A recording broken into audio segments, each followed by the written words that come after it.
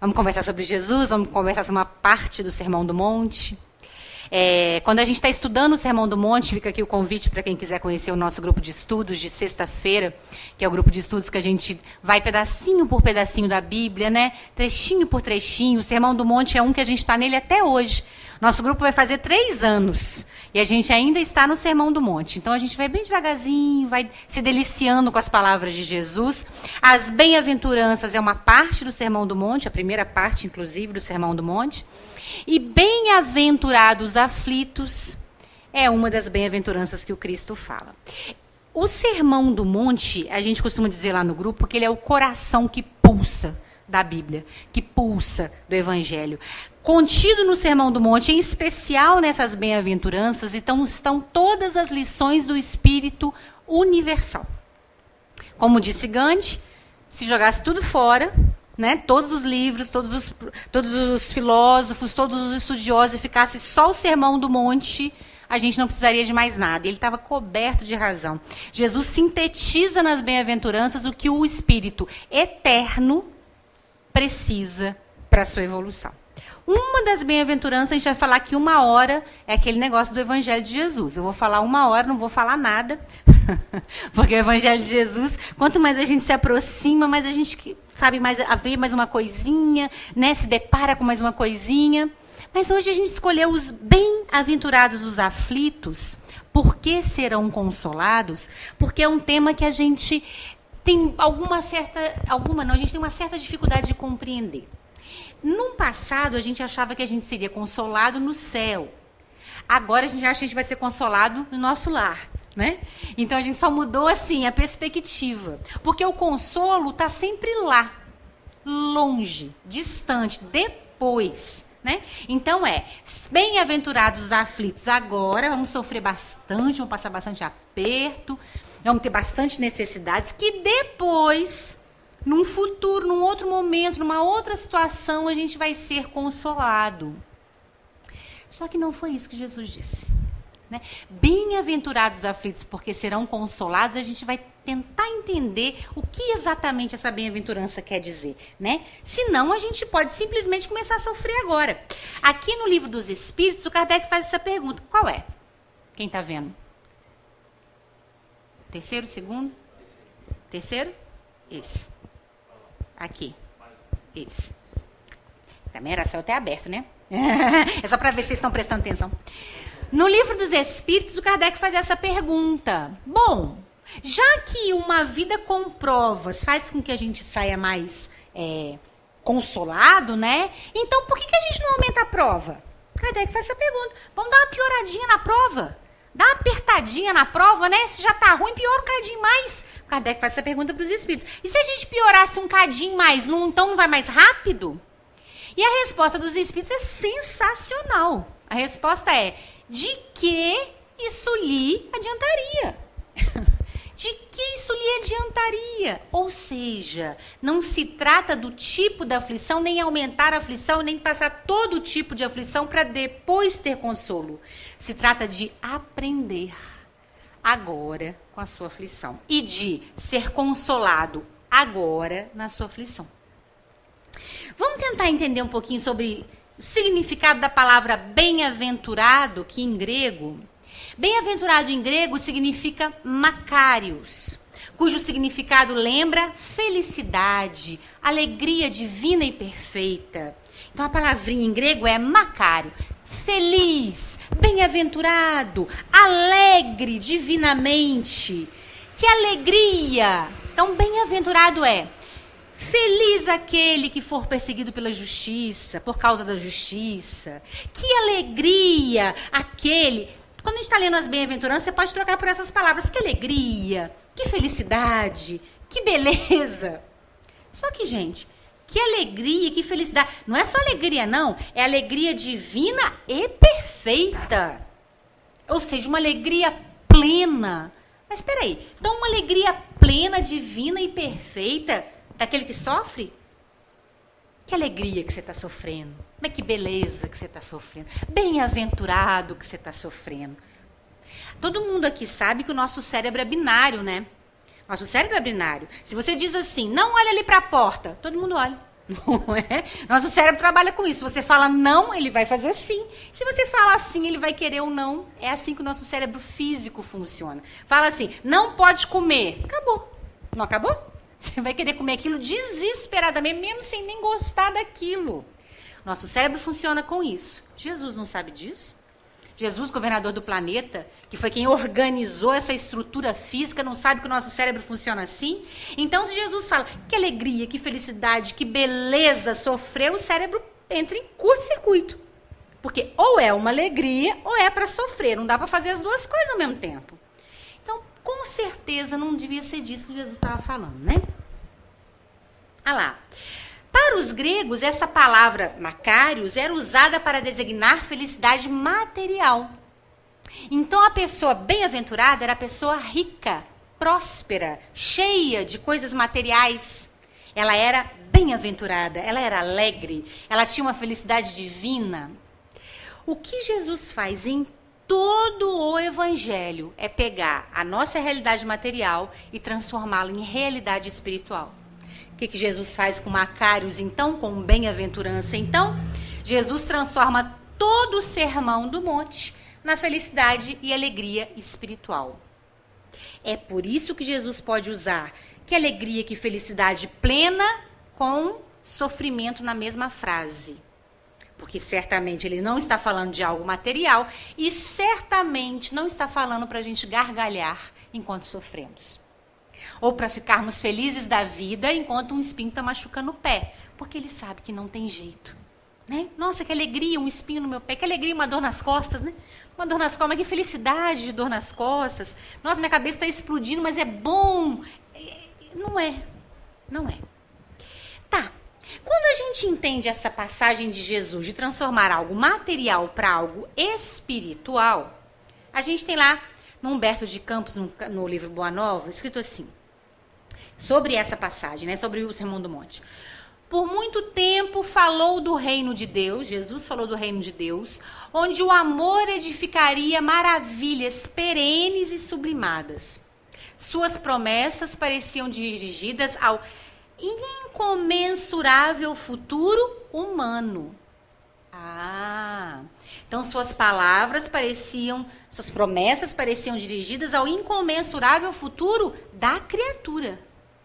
Futuro do espírito, não é futuro em tempo, espaço de tempo. A gente sofre aqui agora, porque num outro lugar, daqui a 100 anos, não. O futuro da criatura é feito agora.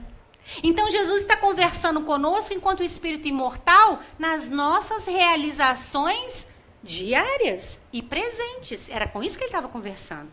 Certamente, Jesus não estava dizendo, há um lugar e que isso não será assim, há um momento, ele está dizendo, faça agora, agora. O seu futuro está nesse momento. Quando a gente faz essa mudança de percepção da fala de Jesus, fica um pouquinho mais difícil, não fica? Porque se a gente pensasse, não, eu estou passando todo esse aperto agora, mas depois eu não vou passar. Aí fica mais fácil, né? Fica mais confortável, pelo menos. Eu sei que isso vai passar. Mas quando a gente pensa assim, eu estou passando esse aperto agora, estou aprendendo com ele, estou me modificando com ele, e eu vou ser consolado agora, a coisa fica mais presente, né? Eu fico sem tempo para deixar para lá. É agora, é nesse momento. O mestre não disse sejam felizes durante o sofrimento. Não há lei de dor, há lei de amor. É por isso, meus amigos, que é tão difícil consolar alguém. É tão difícil consolar alguém na dor. Porque a gente vai falar assim, não, mas isso aí vai passar. Para a pessoa não vai passar, ela está sofrendo naquele momento, ela nem acredita que vai passar. Ou quando a gente diz assim, não, mas isso aí é para o seu bem. Ela tem vontade de chorar. Né? É para o meu bem, mas está doendo, estou sofrendo.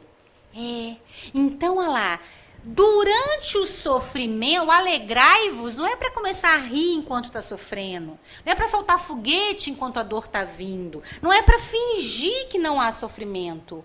O alegrai-vos é do consolo. E mudou tudo. Alegrai-vos, sejam felizes, bem-aventurado aquele que sofre, porque ele é consolado imediatamente. O consolo é imediato, o consolo não é lá na frente. Por que somos consolados? Porque é prova e consolo. Dificuldade e auxílio. Prova e a providência divina junto. É assim que funciona. Bem-aventurado aquele que sofre, porque ele será consolado junto com a prova. Não é lá na frente. Luciana, não é não. Vejo pessoas no hospital, vejo pessoas nas ruas que estão passando cada coisa sem consolo. Não existe. Não existe. A promessa é: bem-aventurado o que sofre, porque será consolado imediatamente. Imediatamente pela providência divina. E futuramente pelo aprendizado que tiver.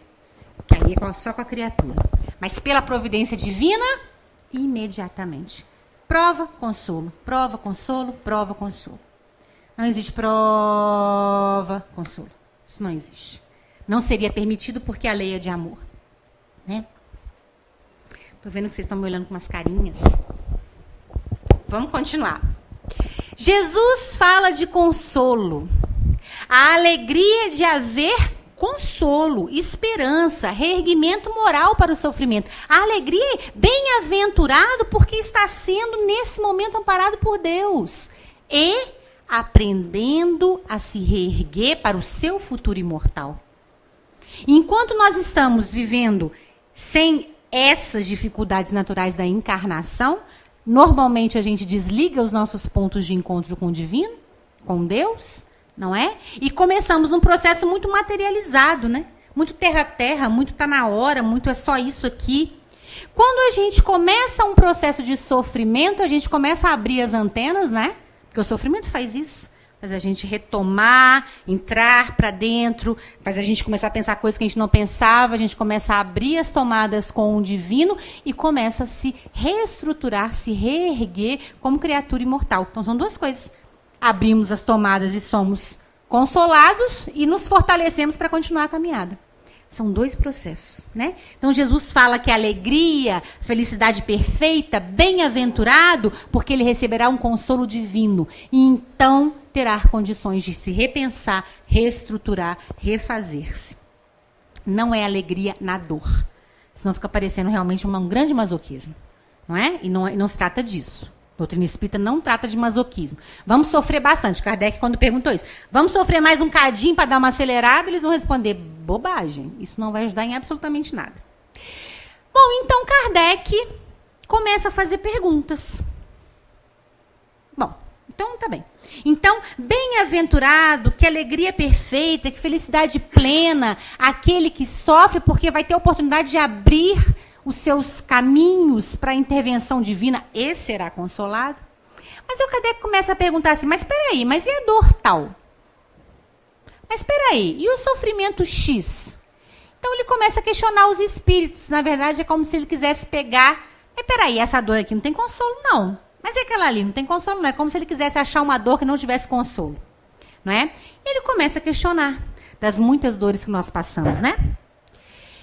Lá no Livro dos Espíritos, nesse trechinho aqui, ó, felicidade e infelicidade relativas, a gente conhece muito bem a resposta da felicidade, né?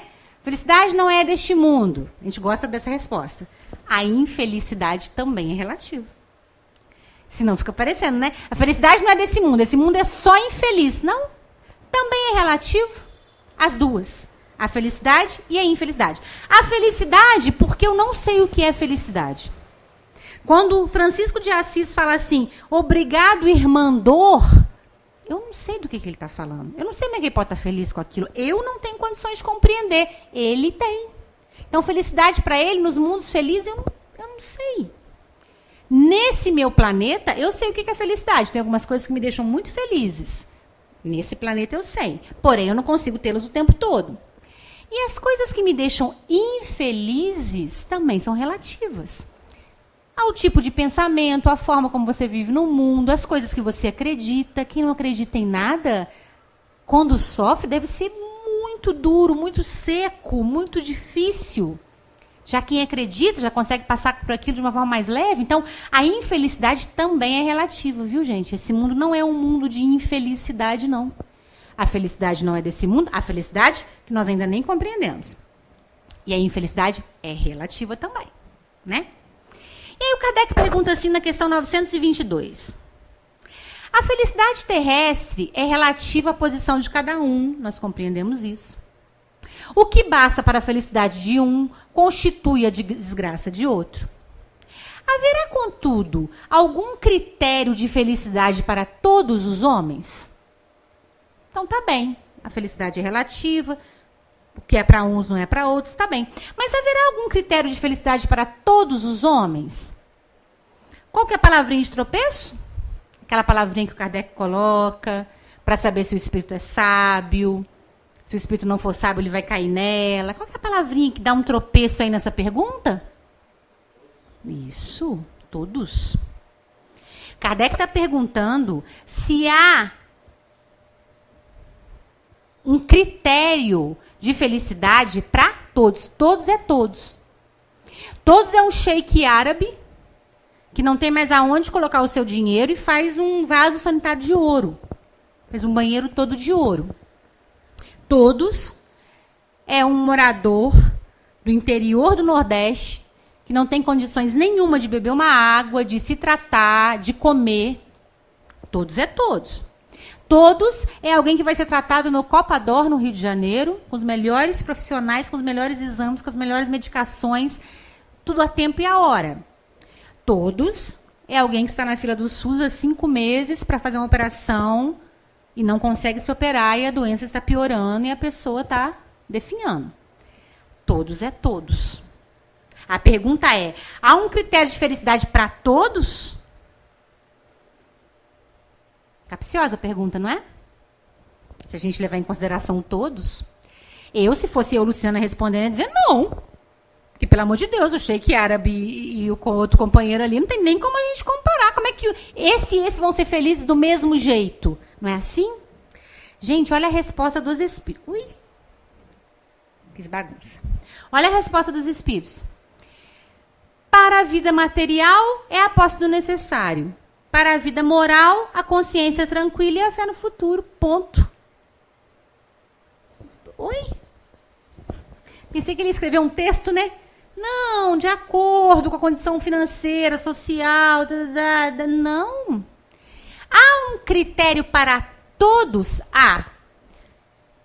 Questão material, posse do necessário. Questão moral, consciência tranquila e fé no futuro. Isso aqui permitiria com que todos os encarnados nesse planeta fossem felizes. Olha só que coisa, né? Olha só. Mas, Luciana, isso é muito simples. Isso é muito simples. Posse do necessário. Por favor, pessoal, posse do necessário não quer dizer, né? Mendicância, não quer dizer abandonar as questões materiais, não é nada disso. Posse do necessário é não se perder nos excessos. E a consciência tranquila e a fé no futuro é acreditar que somos guiados por um Pai de amor, que nos consola, que nos guia, que está acima de nós. Essas duas referências teriam condições de sustentar a nossa felicidade de todo o planeta. Todo o planeta. Bom, então a primeira pergunta, que é: esse mundo é desigual, esse mundo não está certo, esse mundo tem muitas diferenças, logo não dá para todo mundo ser feliz, já caiu por terra. Os espíritos disseram, daria. Daria. A gente é que se desequilibrou, né? E aí Kardec vai para mais uma pergunta. Bom, então 933. Se o homem é quase sempre o artífice, né, aquele que promove os seus sofrimentos materiais, também será o causador dos seus sofrimentos morais? Então, se o homem é quase sempre aquele que causa os seus sofrimentos materiais, porque tem sofrimentos que ele realmente não é ele que causa, ele é causado, né? É ele que sofre. Também será o causador dos seus sofrimentos morais? Aí o Kardec está querendo fazer assim. Bom, tá bem. Então tem coisas que eu abuso, que eu sou displicente, que eu não presto atenção, e aí eu acabo sofrendo por causa disso. Tá, mas as questões morais não é da minha conta. As questões morais, elas chegam até mim, né? E aí os espíritos respondem, mais ainda, porque os sofrimentos materiais, algumas vezes, independem da vontade.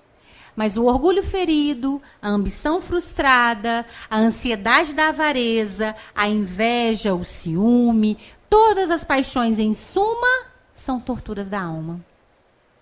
Ah, não gostei. Vamos parar a brincadeira, né? Então está dizendo que eu sou o promotor do meu sofrimento? Porque essas minhas dificuldades espirituais promovem um sofrimento terrível para mim, torturam lá. São torturas da alma. No livro Céu e Inferno, Kardec vai dizer, né, a felicidade ela é proporcional à evolução do espírito. Quanto mais materializado, quanto mais com dificuldades de elevar-se, mais sofrimento. Olha lá. Imagina, gente, o que a gente tem visto de feminicídio? O que está acontecendo? Não é?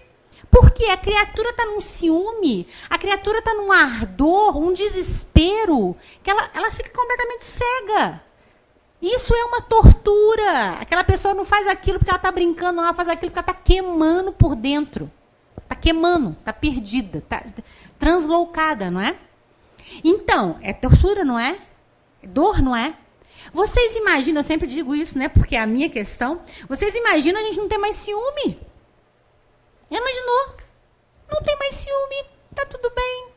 Não tem problema. Tá tudo certo. Você não vai mais sofrer com isso. Podem te provocar o quanto quiserem, isso não te ataca mais.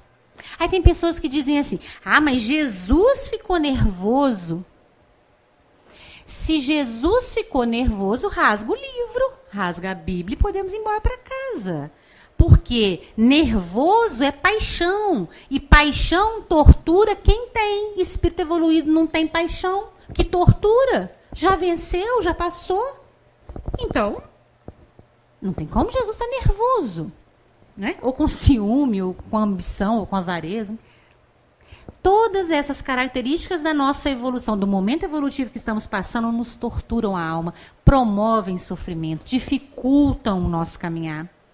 Agora, é claro que tem alguns sofrimentos materiais que, não é? Então, um furacão levou a casa toda. Realmente, eu não tive nenhuma ação sobre o furacão. Vocês se lembram aquela época do que o presidente Collor tomou o dinheiro da poupança? Né? Muitas pessoas infartaram, não é? Infartaram de desespero porque o dinheiro estava preso. Por quê? Ela tinha alguma ação sobre aquilo? Não, foi totalmente externo. Veio de fora. Motivo tinha, não sabemos qual é, né? Com a questão da prova daquela criatura. Mas veio totalmente de fora, ela não teve ação. Teve gente que desencarnou. Porque o sofrimento foi tão grande por algo que ela não tinha. Então, alguns sofrimentos materiais realmente fogem. Mas os morais, o que a doutrina espírita está trazendo aqui, os morais são todos nossos. Dá vontade de deixar de ser espírita, né? Porque eu queria tanto que os morais fossem um problema da minha mãe, né? Não, eu sou assim porque é minha mãe. Eu sou assim porque é meu chefe. Eu sou assim porque meu marido. Não. A mãe, o marido, o chefe, seja lá quem for, só toca, né? Cutuca esses pontos aqui que são meus.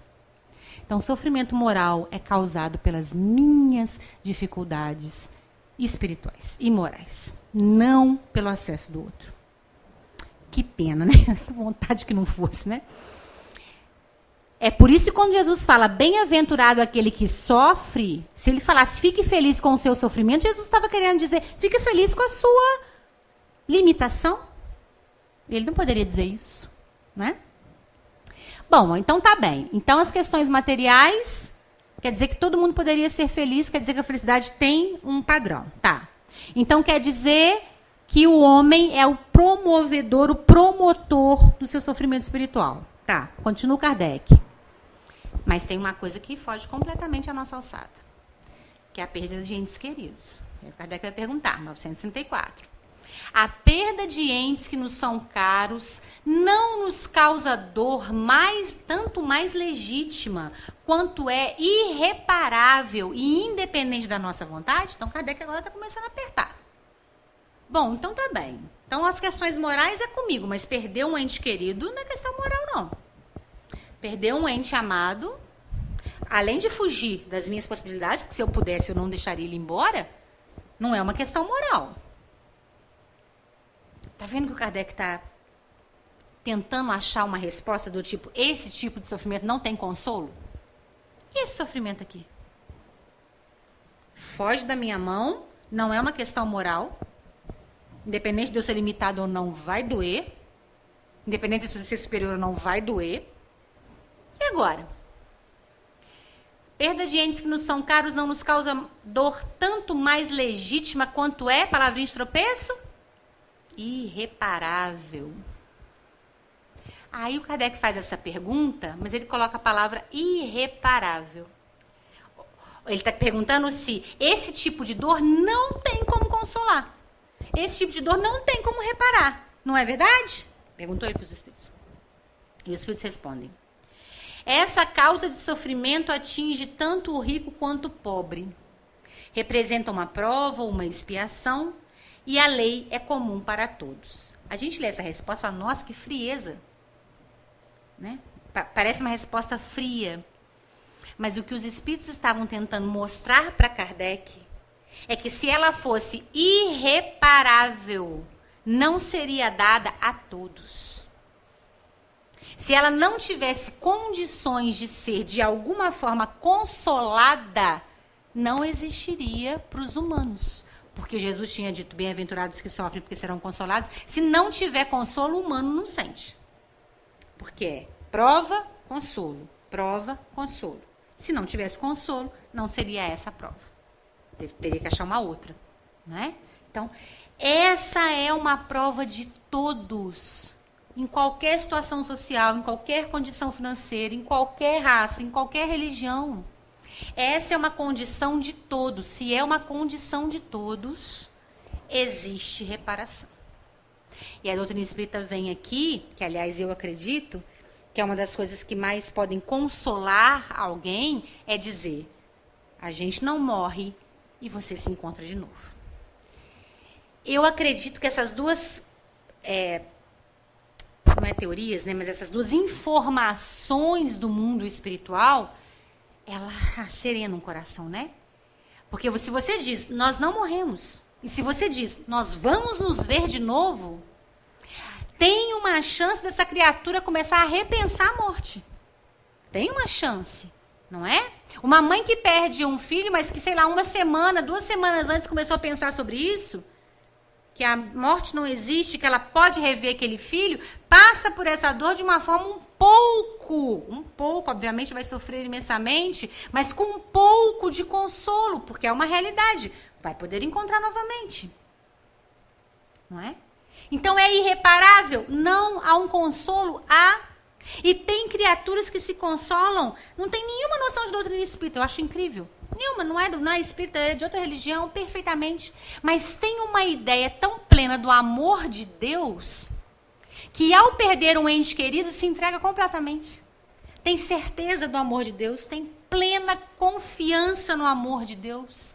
Imagina que o seu ente amado está com Deus. Que beleza, né? Que beleza. Ou seja, compreendeu.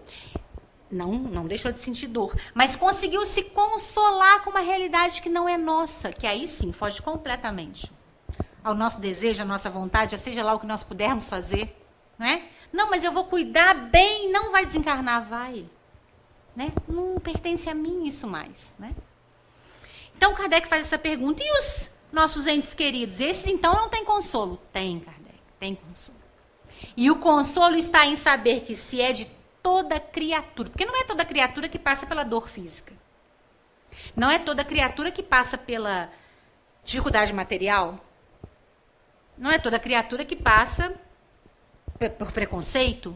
Não é toda criatura. Mas toda criatura perde alguém, né? Toda criatura tem um amor e esse amor pode desencarnar. Esse é um sofrimento de todo ser humano. Então, ele é imediatamente consolado, né? Mas aí o Kardec continua, ele não está satisfeito. Ele quer saber a respeito das decepções, da ingratidão e das afeições destruídas. As decepções que se originam da ingratidão e da fragilidade dos laços de amizade não constituem também, para o homem de coração, uma fonte de amargura? Bom, tá, tudo bem. Então, as questões morais, questão moral minha, perda de gente querida, tá bem. Mas a gente sofre desilusão. As pessoas nos maltratam. As pessoas nos ofendem. As pessoas nos humilham. São ingratas. Isso não sou eu que estou fazendo, elas estão fazendo comigo. As decepções se originam da ingratidão, da fragilidade dos laços de amizade, não constituem também para o homem de coração uma fonte de amarguras? Palavrinha de tropeço? O homem de coração. Kardec não está perguntando qualquer um. Ele está perguntando a alguém que já conhece o Cristo, ou que já se espiritualizou, ou que tem uma noção divina. Ele está perguntando um homem de coração. Porque o que Kardec queria perguntar era assim, a pessoa que é mais sensível, mais aberta à espiritualidade, pensando nessas coisas, ela é mais sensível. Poxa, aí você vai ferir justo ela? Esse tipo de sofrimento, então, não tem, né? Não tem consolo, né? É a pergunta dele. Vamos ver os espíritos. Sim. Olha que bacana. As decepções que se originam da ingratidão e da fragilidade dos laços de amizade não constituem uma fonte de amargura? Sim, constitui. Ninguém está negando isso. Mas nossos espíritos falam assim, não, bobagem, isso é qualquer coisa. A pessoa te ofender é qualquer coisa. Não. É uma fonte de amargura? É, sim. Ah lá, a característica do livro dos espíritos. Vírgula. Mas, entretanto, todavia, né? Ah lá, sim, vírgula. Mas deveis lastimar os ingratos e os amigos infiéis. Serão mais infelizes do que vós. A ingratidão é filha do egoísmo e o egoísta encontrará mais tarde corações insensíveis como ele mesmo foi. Então, dói demais. Traição, gente. Tem criaturas que passam 3, 4, 5 encarnações para dar conta de uma traição. A gente vê isso nos livros, não vê?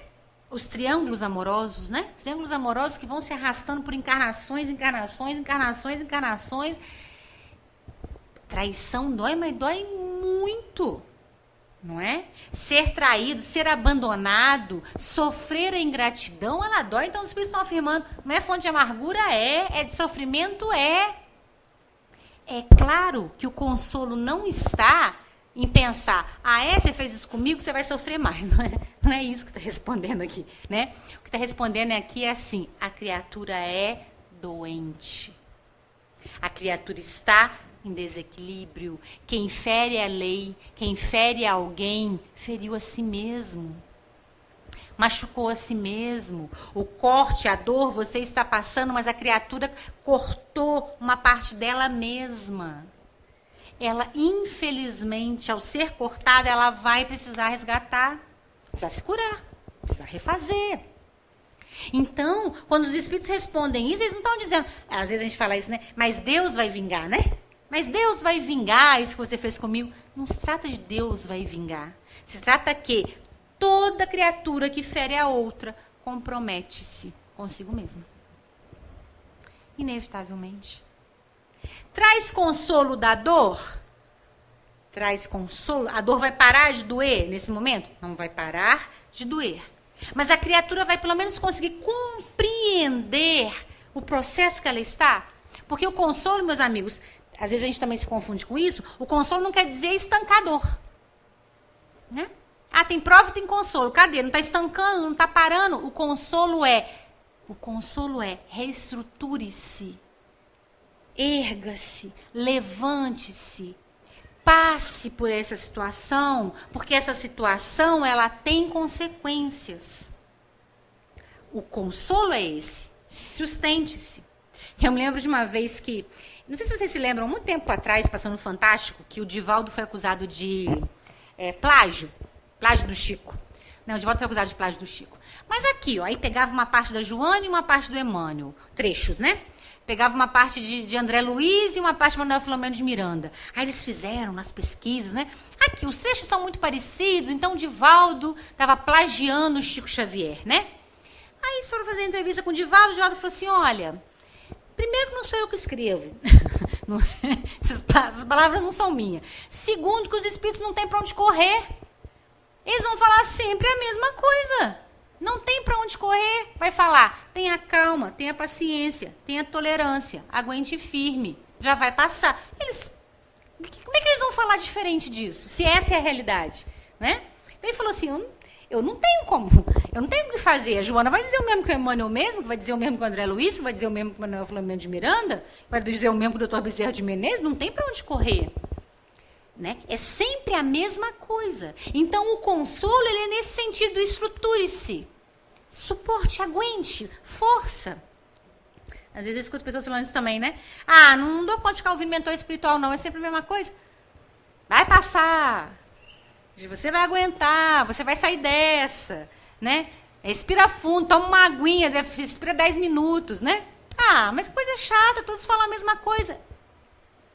Bom, se todos falam a mesma coisa, essa coisa deve funcionar, né? Então, o consolo aqui é acreditar que essa criatura entrou num processo de sofrimento muito parecido com o seu. Luciana não entrou, não. Tá andando de carrão, comprou casa nova, só tem coisa boa, tá cada vez mais rico, mais bonito, mais... Entrou num processo de sofrimento. Ela lesou você. Ela lesou a lei, então ela se lesou. Não tem jeito. Não tem jeito. Tá. Kardec vai continuar as perguntas dele. Aqui, não vai ser pergunta não, aqui vai ser o Evangelho segundo o Espiritismo.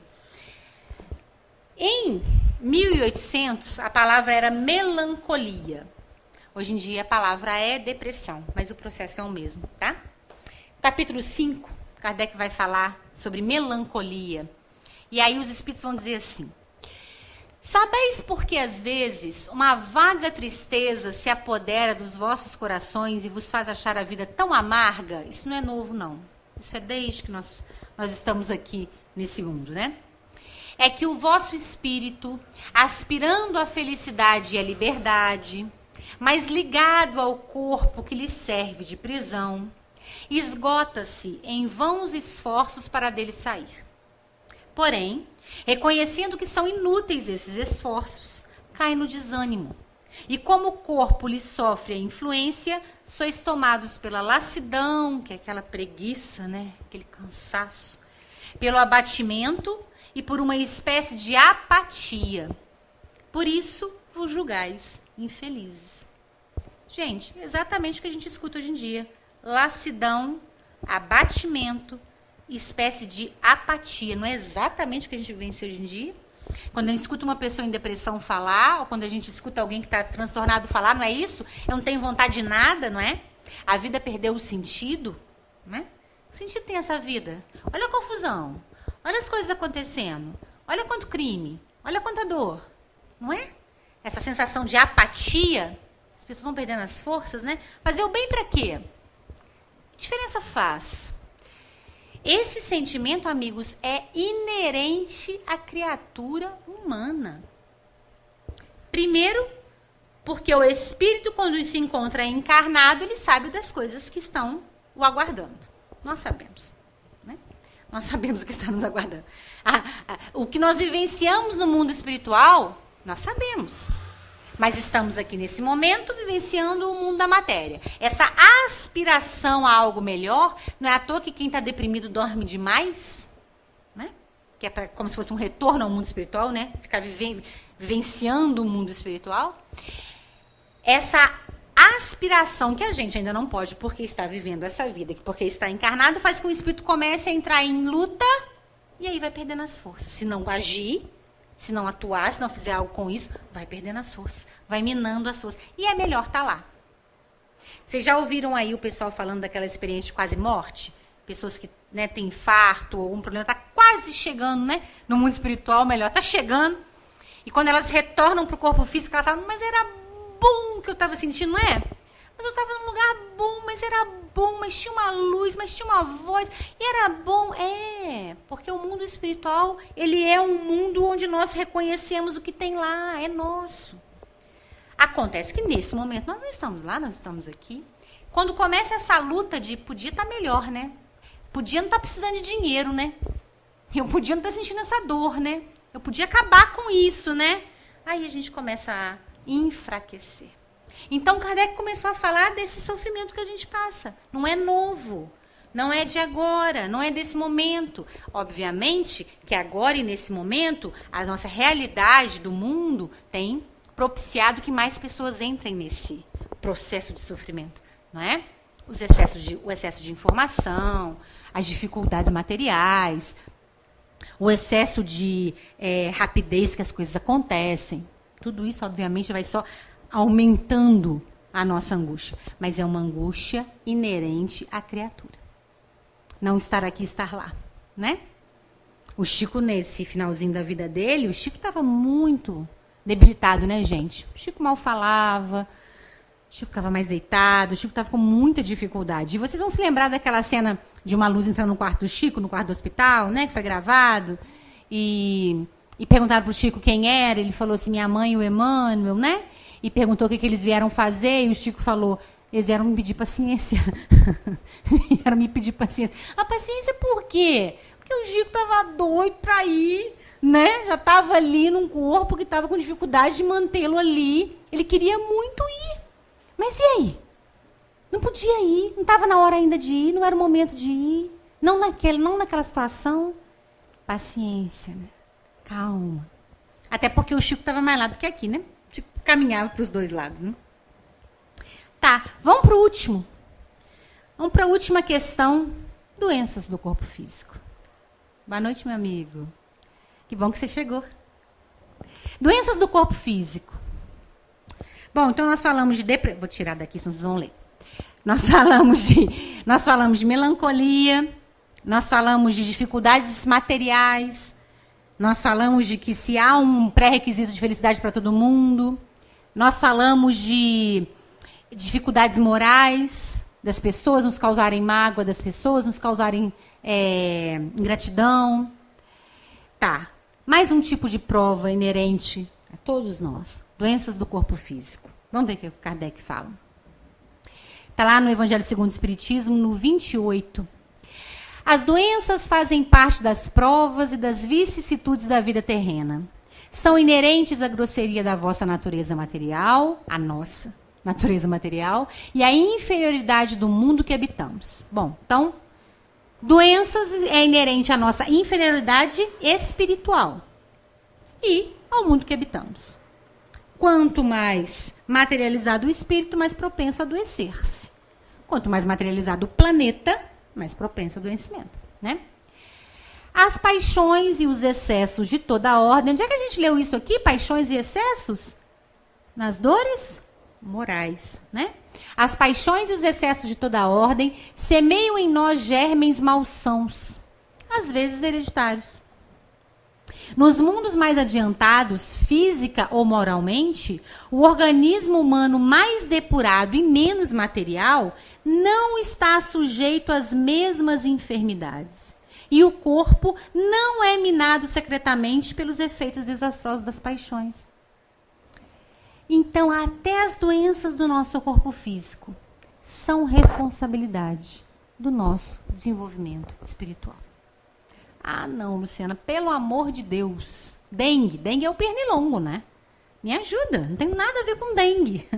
Infelizmente eu tenho, porque é a minha condição moral que faz com que eu ainda reencarne num planeta que ainda tem um mosquitinho danado que provoca essa doença. E é a minha condição espiritual que abriu alguma brecha em alguma situação que esse organismo físico adoece. Inclusive as doenças do corpo físico são resultado das nossas dificuldades morais. É difícil ser espírita, né, não? Oh, meu Deus do céu! Fica jogando tudo pra gente, coisa horrorosa, né? Joga um pouco mais pra lá, mas não joga. Traz de volta pra cá, por uma razão muito simples. Por uma razão muito simples. Traz de volta pra cá, para que eu me conscientize e então me livre disso. Aí sim, quando eu me livrar disso, acabou.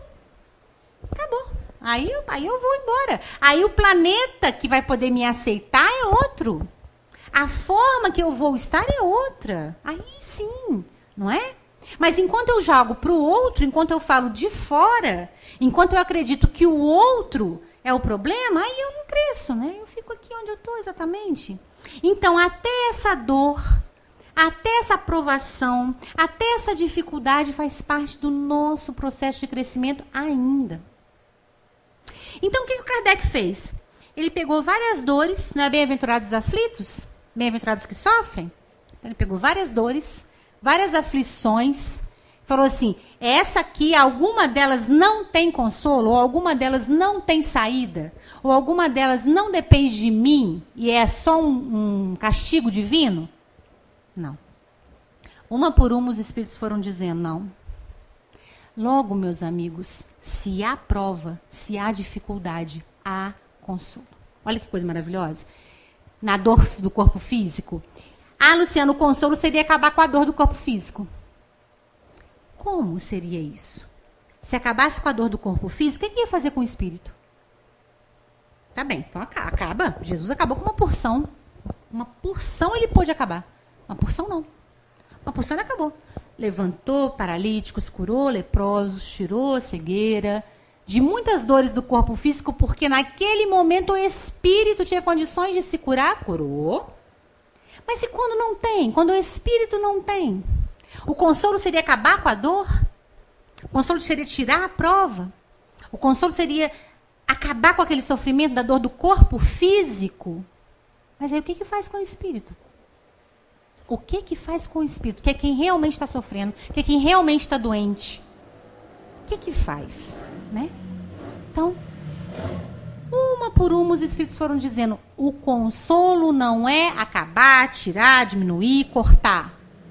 O consolo é sustente-se, levante-se, vá firme, melhore-se, reestruture-se espiritualmente. O consolo é sempre esse. Estamos aqui para te ajudar. Vamos fazer juntos. O passo que a gente toma ali, né? O passo que a gente toma ali reequilibra chakras, não é?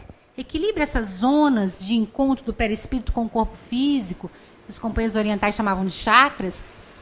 Ele reequilibra para quê? Para que você, reequilibrado, tenha mais condições de pensar melhor, de atuar melhor, de conversar melhor. E aí sim se curar, não é?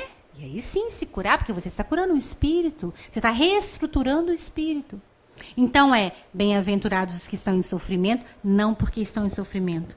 E não é para ficar gargalhando porque está em sofrimento, mas pela possibilidade de alcançar o consolo e melhorar-se. E reestruturar-se. E aí, para finalizar, a gente traz essa mensagenzinha do Emmanuel, está no livro Ceifa de Luz, o capítulo é 27, chama-se Aflição e Tranquilidade. Duas coisas que, a princípio, não convivem juntas. Quem está aflito está em desespero. Aquela coisa do nosso cérebro dual, né? Mas aí o Emmanuel coloca as duas palavras numa mesma frase. Aflição e tranquilidade. Valoriza a aflição de hoje, aprendendo com ela a crescer para o bem que nos burila para a união com Deus, porque o mestre que te propões a seguir, ao invés de facilidades no imediatismo da terra, preferiu para ensinar-nos a verdadeira ascensão, a humildade da manjedoura, o imposto constante de serviço aos necessitados, a incompreensão dos contemporâneos, a indiferença dos corações mais queridos e o supremo testemunho do amor em plena cruz de morte. O mestre a que estamos nos propondo a seguir mostrou para nós todas essas dificuldades. Jesus não se furtou a nenhuma. Foi traído, humilhado, maltratado, desacreditado. Todas. Todas as nossas dificuldades morais, tudo pelo que a gente passa, o Cristo veio, mostrou a necessidade do serviço, a necessidade da humildade. Para que humildade e serviço, Luciana? Porque isso reestrutura o espírito, e o espírito reestruturado para de sofrer. Para isso, para a gente parar de sofrer, né? Sofreu a incompreensão, sofreu indiferença e desencarnou. Que para nós, às vezes, parece que é o maior de todos os tormentos, o maior de todas as torturas. Como é que pode Deus permitir isso, né? Nosso Jesus também desencarnou, porque é isso.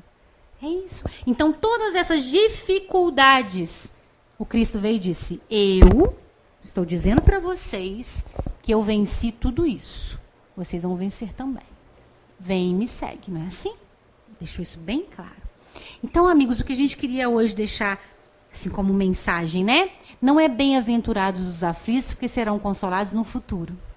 É bem-aventurados, alegres são aqueles que têm condições de serem consolados, que têm condições de se abrirem para o consolo divino e de se reequilibrarem agora. Nesse momento, nesse instante, nessa vida. Porque é isso que vai nos trazer felicidade. Se nessa encarnação eu paro de fazer fofoca, que beleza, estou livre. Isso para de me fazer sofrer. Né? Se nessa encarnação eu paro de ter ciúme, se nessa encarnação eu paro de ter avareza, que beleza, eu paro de sofrer agora. Não é lá, não é agora. Para. Isso já não me humilha mais, já não me ofende mais. Então, que nós possamos ser consolados nas nossas dificuldades, que nós possamos compreender que o que Jesus nos propõe é para agora, para nesse momento, e em especial, que o consolo é juntinho com a dificuldade. É uma dificuldade, é um consolo, é uma dificuldade, é um consolo. Não é à toa que colocou um mentor espiritual do ladinho de cada um para sustentar as nossas forças, né? Muito obrigada, viu, amigos, pela atenção de todos vocês, que a gente volte para casa em paz e com muito Jesus no coração.